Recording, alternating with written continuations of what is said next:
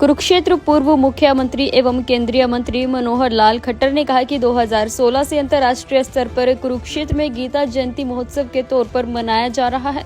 केंद्रीय मंत्री मनोहर लाल खट्टर ने कहा कि गीता महोत्सव की सभी व्यवस्थाएं ठीक रूप से चले, इसी के लिए मैंने अधिकारियों के साथ बैठक की। जब उनसे पूछा गया कि कांग्रेस अपने नेता प्रतिपक्ष नहीं चुन पाई, तब केंद्रीय मंत्री ने कहा कि ये प्रश्न कांग्रेस से ही पूछा जाए। वहीं विकसित भारत 2047 तक बनाने का एवं देश के प्रधानमंत्री नरेंद्र मोदी ने किया है। देश की अर्थव्यवस्था अच्छी हो तभी ये भारत विकसित भारत बनेगा। मनोहर लाल खट्टर बोले कि ऊर्जा के माध्यम से ही देश की प्रगति हो। ऊर्जा की मांग लगातार बढ़ रही है और हम चाहते हैं कि 2047 तक इसकी पूर्ति हो जाए। मांग के हिसाब से ऊर्जा की पूर्ति हो, लोगों को ऊर्जा की दिक्कत ना आए, इसी के लिए मैंने सभी राज्यों में जाकर बैठकें की हैं। 2047 तक ऊर्जा की पूरे देश में कमी ना रहे, ऐसा हमारा प्रयास है। केंद्रीय ऊर्जा मंत्री एवं पूर्व मुख्यमंत्री मनोहर लाल खट्टर कुरुक्षेत्र पहुंचे। अंतर्राष्ट्रीय गीता महोत्सव में पहुंचकर कुरुक्षेत्र विकास बोर्ड के कार्यालय में अधिकारियों की बैठक ली। इस बैठक में 48 कोष निगरानी समिति के अध्यक्ष मदन मोहन छाबड़ा, कुरुक्षेत्र विकास बोर्ड के मानद सचिव उपेंद्र सिंघल, कुरुक्षेत्र विकास बोर्ड के सदस्य अभी मौजूद रहे। लगभग 1 घंटे तक बंद कमरे में इनकी चली बैठक। केंद्रीय ऊर्जा, आवासीय एवं शहरी विकास मंत्री मनोहर लाल का अंतर्राष्ट्रीय गीता महोत्सव के दौरान केडीबी कार्यालय में पहुंचने पर किया गया स्वागत। यहां पर तीर्थों के विकास को लेकर बैठक भी की गई। इस बैठक में SD Sonu Bhatt, CO Pankaj Setia, KDB के मानद सचिव उपेंद्र सिंघल, चेयरमैन मदन मोहन छाबड़ा सहित अन्य सदस्य मौजूद रहे।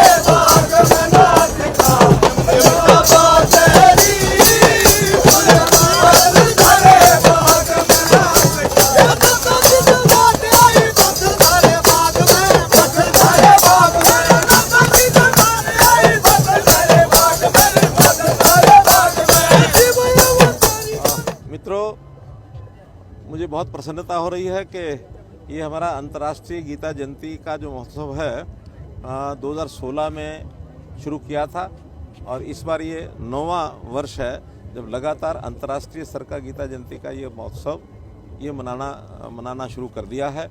और इसका जो मुख्य कार्यक्रम है, जैसे हमको पता है कि 5 दिसंबर से लेकर और 11 दिसंबर तक रहने वाला है।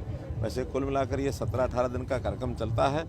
आज इसकी व्यवस्थाओं को समझने देखने के लिए और हमारे जो केडीबी के जितने भी पदाधिकारी हैं, सदस्य हैं, उन सब से जो बैठ के बातचीत हुई है, उसके अंदर ये अच्छे प्रकार से इसके व्यवस्थित ढंग से योजना सब बन जाए, ऐसी चर्चा की है। और हम देख रहे हैं कि जितने भी यहाँ स्टॉल्स हैं, जितनी दुकानें हैं, वो सब प्राय दुकानें खुल चुकी हैं और बहुत अच्छा एक रिस्पॉन्स इसका मिला है। सर, आप जब से ऊर्जा मंत्री बने, कहीं ना कहीं लगातार अपने हरियाणा से पंजाब, हिमाचल प्रदेश, जम्मू कश्मीर तमाम खास क्या करने जा रहे हैं? शायद देश को विकसित भारत की तरफ ले जाने के लिए प्रधानमंत्री जी ने जो आह्वान किया 2047 तक, मैं समझता हूं कि विकसित भारत का मतलब है कि देश की अर्थव्यवस्था ये सुधरे, ये अच्छी हो, तभी ये देश विकसित भारत बनेगा। और उसमें मूल जो अगर आवश्यक एक चीज़ को मैं कह सकता हूँ तो ऊर्जा है। ऊर्जा के माध्यम से ही अपने देश की प्रगति को, यहाँ के उद्योग को, यहाँ के रोजगार को, यहाँ की बाकी सब सुविधाओं को आगे बढ़ा सकते हैं। तो ऊर्जा की मांग निरंतर बढ़ रही है और ये निरंतर बढ़ने वाली मांग 2047 तक इसकी आपूर्ति भी पूरी हो और मांग के हिसाब से लोगों को ऊर्जा की किल्लत ना आए, इसकी हमने प्लान बनाई है। और हर प्रदेश इसमें आगे बढ़ने के लिए तैयार है।